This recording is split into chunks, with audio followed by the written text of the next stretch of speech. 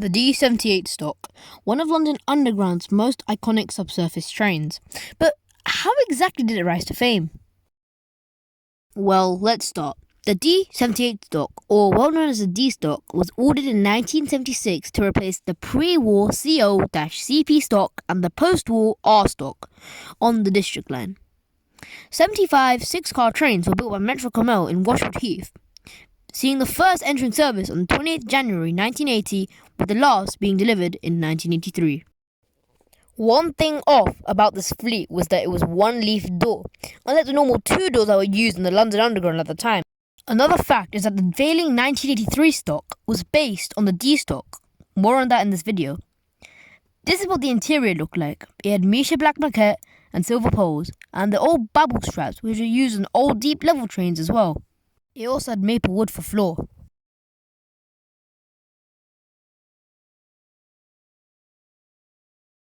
It was used in the District Line, except the route between Edgware Road and High Street, Kensington, due to the size of the D stock. Not only this, but it also worked on the East London line between May 1985 and April 1987, while the A60 stock was being converted to OPO, also known as one-person operation. One-person operation allowed the driver to operate the full train, such as opening doors and closing them, without needing a guard to operate them.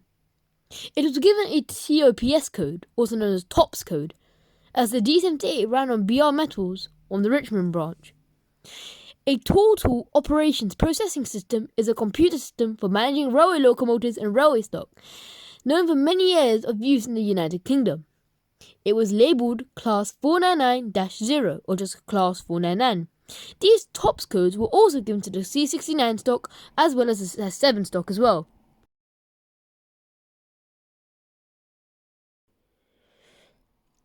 The D78 stock, when built, was left in unpainted aluminium with a small red strip at the front and rear of the cab's exterior.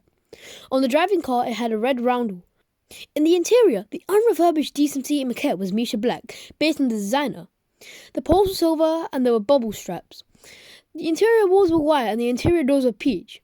The floor was also made of maple wood. The 1973 stock had shared motors and bogies with the D78. Take a listen.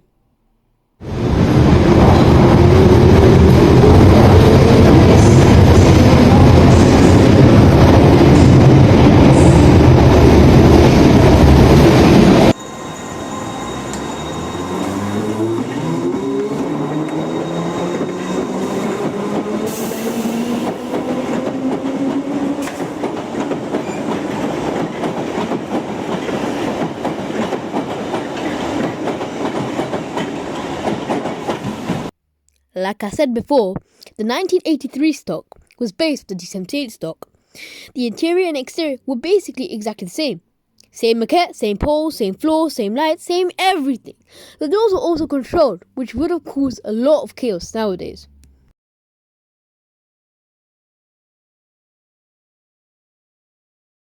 The D stock was going to be refurbished and painted in the new London Underground livery, as by that time all subsurface stocks were refurbished. Alas, goodbye unpainted aluminium. Here is a prototype interior of the D78 stock. The maquette stayed the same. The poles were green except they curved till they got to the top. The babble straps were replaced with new handrails. There were new passenger display boards which were very small, and the interior walls and doors were completely white. In 2005, refurbished by Bombardier, the first refurbished D78 was trialled on the District Line. The refurbishment had painted the D78 in the new fresh London Underground livery. This also came with firm windows and anti-vandal paint. On the cab, they were fitted with new dot metric boards. Moving on to the interior, there were new green poles fitted which stayed straight till the top. There were new handlebars, new maquette, new passenger display boards, and the interior walls were painted in a light grey, and the interior doors were painted dark grey. Not only this, but they added buzzing to the opening and closing of the doors. Replaced the maple wood floor with rubber floor, automatic door opening and closing, dot metric on the interior and exterior, audio announcements by Emma Clark, air conditioning for the cab drivers, and fitted CCTV. Unfortunately, this would only last for 10 years.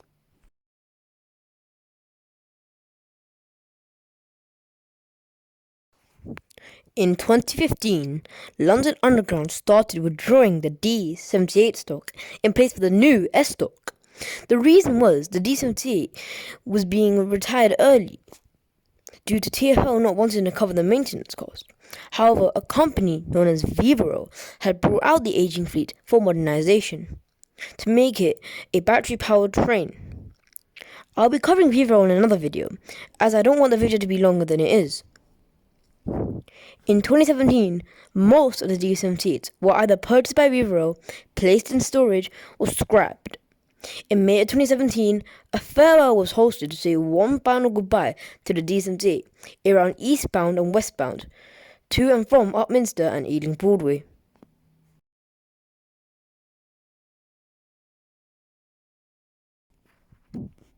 Some D78s were left in random fields after the administration of Vivaro.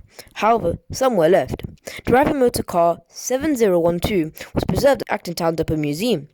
Four redundant cars were staged at Lowbrook Power Station to portray a deadly scenario that tower fell on top of Waterloo Station. Car 7027 is used as a playground or library for Cooper's Lane Primary School after it was donated by TfL in 2016.